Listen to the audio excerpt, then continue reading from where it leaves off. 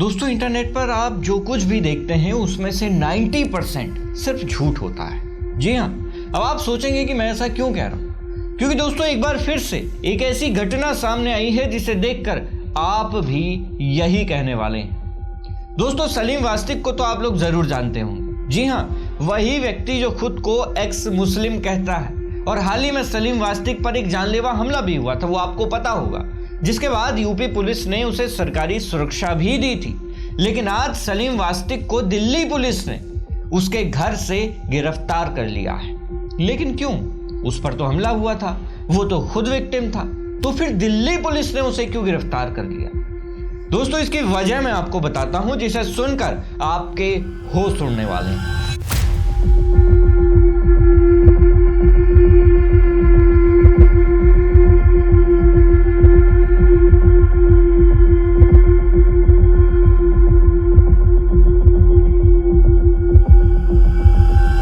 दोस्तों, ये कहानी शुरू होती है साल 1995 में।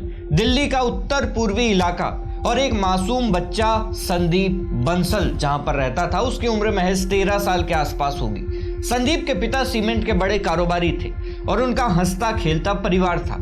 एक दिन संदीप स्कूल के लिए निकला, लेकिन वो कभी वापस नहीं लौटा। और अगले ही दिन संदीप के पिता के पास एक फोन आता है जिसने उनके पैरों तले जमीन खिसका दी। फोन करने वाले ने बताया कि उसने संदीप का किडनैप कर लिया है और बदले में उसे 30,000 रुपए चाहिए। दोस्तों, कहानी में मोड़ तब आया जब पुलिस की शक की सुई संदीप के ही स्कूल के एक टीचर पर जाकर रुकी। उस टीचर का नाम था सलीम खान, जो कि उस स्कूल में मार्शल आर्ट सिखाने का काम करता था। पुलिस ने जब सलीम को हिरासत में लिया और उससे सख्ती से पूछताछ की, तो उसने जो सच उगला वो किसी का भी दिल दहला देने के लिए काफी था। सलीम ने कबूल किया कि उसने और उसके एक साथी ने मिलकर संदीप का अपहरण किया था। फिरौती की रकम मिलने से पहले ही इन लोगों ने उस मासूम की जान ले ली थी और उसे मारकर एक गंदे नाले में फेंक दिया था। दोस्तों, साल 1997 में दिल्ली की एक अदालत ने सलीम खान और उसके साथी अनिल को उम्र कैद की सजा सुना दी। लेकिन साल 2000 में उसकी किस्मत ने साथ दिया और दिल्ली हाई कोर्ट ने उसे अंतरिम जमानत दे दी। वो जेल से बाहर आया और बाहर आते ही दोस्तों सलीम ने जो किया वो कानून की आंखों में धूल झोंकने का सबसे बड़ा कारनामा था।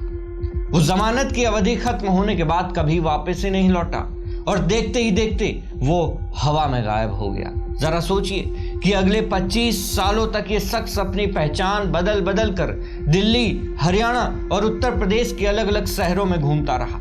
पुलिस की फाइलों में उसे मरा हुआ घोषित कर दिया गया, लेकिन सलीम खान अब सलीम अहमद उर्फ सलीम वास्तिक बन चुका था। उसने गाजियाबाद के लोनी में अपना ठिकाना बनाया और वहां महिलाओं के कपड़े और एक्सेसरीज की दुकान खोल ली। इतना ही नहीं, उसने खुद को एक सोशल एक्टिविस्ट के रूप में पेश किया और अपना एक यूट्यूब चैनल भी बना लिया। वो इंटरनेट पर धर्म से जुड़ा संवेदनशील मुद्दों पर अपनी राय रखता था और लोग उसे सलीम वास्तिक के नाम से जानते थे। दोस्तों, किसी को कानों कान खबर नहीं थी कि स्क्रीन पर दिखने वाला ये शख्स असल में एक सजा याफ्ता कातिल है। और उसके बाद सलीम वास्तिक के घर पर जो हमला हुआ उसके बारे में तो आप लोग जानते ही, जिसके बाद यूपी सरकार ने उसे सरकारी सुरक्षा भी प्रदान कर दी थी। और फिर आया दोस्तों वो चौंकाने वाला मोड़ जिसने सबको हैरान कर दिया। हैरान कर देने वाली बात यह है कि जिस सलीम वास्तिक को यूपी पुलिस सुरक्षा दे रही थी, वही सलीम खान दिल्ली पुलिस का भगोड़ा मुजरिम निकला। दिल्ली पुलिस की क्राइम ब्रांच की टीम लगातार इस पुराने केस पर काम कर रही थी।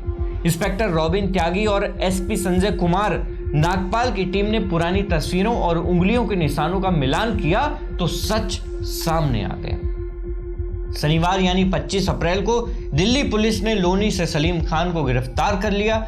31 साल पहले जिस मासूम का उसने कत्ल किया था, उस गुनाह का हिसाब अब पूरा हुआ है। पुलिस की पूछताछ में सलीम ने बताया कि उसने पकड़े जाने के डर से बार बार अपनी लोकेशन बदली और अपनी नई पहचान को इतना पुख्ता कर लिया कि किसी को शक भी नहीं हुआ। दोस्तों, ये गिरफ्तारी इस बात का सबूत है कि कानून के हाथ चाहे जितने भी लंबे क्यों ना हो, वो मुजरिम तक पहुंच ही जाते हैं। लेकिन साथ ही साथ ये इंटरनेट की काली दुनिया का एक सच भी है कि जो आपको दिखता है वो हमेशा सच नहीं होता। दोस्तों, इस मुद्दे पर आपकी क्या राय है? क्या आप भी सलीम वास्तिक के फॉलोअर्स में शामिल थे? आपकी जो भी राय हो हमें कमेंट बॉक्स में जरूर दें। मैं हूं उमेश द्विवेदी और आप देख रहे थे सरकारी मंथन। नमस्कार।